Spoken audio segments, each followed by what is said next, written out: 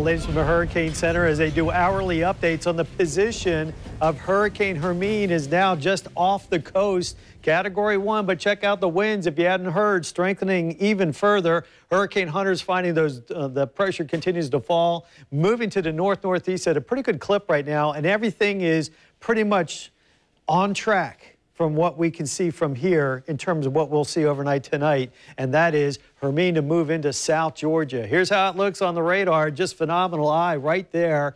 The eye of the hurricane will go onshore, probably just south of Tallahassee, and then continue to move right on up through the Big Bend area and then into South Georgia.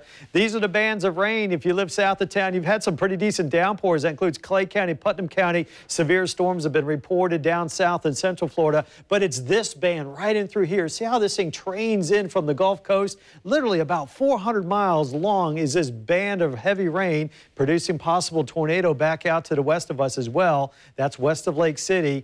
And again, that'll be the fear here tonight, is that these individual rain bands will do two possibilities: spawn tornadoes, and possibly, secondly, end up training rains or focusing rains right into us, one or two areas. And I can't say exactly where, but what would happen here is that we would see the rains focus in such a way that we would get one location, just get a continuous amount of rainfall. And I think that's going to end up being actually south of Jacksonville and a corridor somewhere right in through here. And that'll happen late tonight. I'll show you why that'll also play out in just a few moments. But look at the eye of the hurricane. It's literally wobbling right around Apalachicola right now. You can see the center here, and then now kind of pushing back a little bit to the west, but it'll wobble again and then go right through Tallahassee. The worst of the winds and the rains, again, if we follow along the logic here, as hurricane hunters have been out there over the last few hours, have found winds up to 95 miles an hour in spots, but it is likely the core of the worst of the wind and rain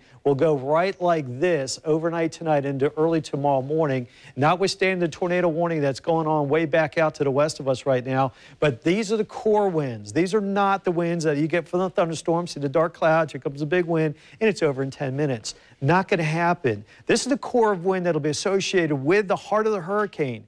And these winds will last for hours and hours and hours. You may hear the winds roll into your backyard as early as around 2, 3 in the morning, but that'll be the case all the way through sometime around 2 to 3 tomorrow afternoon.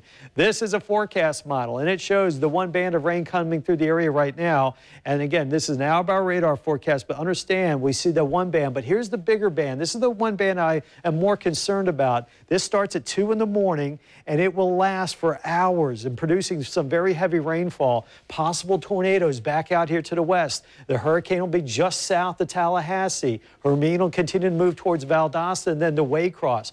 But it'll be this tremendous feeder band of rainfall, and you're going to hear it, and it's going to keep you awake. And if you got kids, you got to keep them comfortable, because they're going to be a little bit upset about the potential of that wind and rain and the discussion that's going on about the heavy storms around the area. By 5 a.m., we'll see a dry slot move in, and it sounds like a good thing, but wait till I show you what will ultimately become of that. And then we get more storms. So remember when I was showing that quarter of heavy rain? Well, this is 10:30, 11 o'clock in the morning tomorrow. That's 12 hours from now, and we're still dealing with potentially heavy rains. So when we look at what to expect with the heavy winds and rains around Jacksonville, I broke it out in a timeline. This is for basically Duval, Clay, St. Johns counties, Nassau, and it could even extend a little bit towards Brunswick. But the bigger showers will be around for the next hour or two, but then the heavy downpours, that'll kick in around 1 until about 5 in the morning.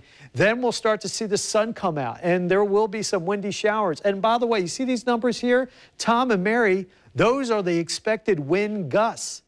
Notice that we see that this actually goes higher as we head towards the lunch hour. So even when you think it's over, it's not. It's going to remain a very, very windy Friday with the potential of severe thunderstorms. They could spawn tornadoes.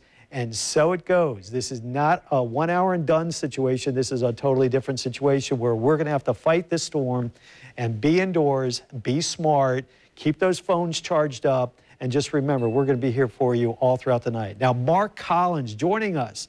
Perfect. He was in Tampa Bay for the last 5, 6 years, coming up here to tell us a little bit more of the impact that's happening right there along the Gulf Coast. Mark, welcome back. Thank you, John. Good to be here back at my home station. And what we've seen here on this chart is the ramp up in wave heights in the Gulf of Mexico.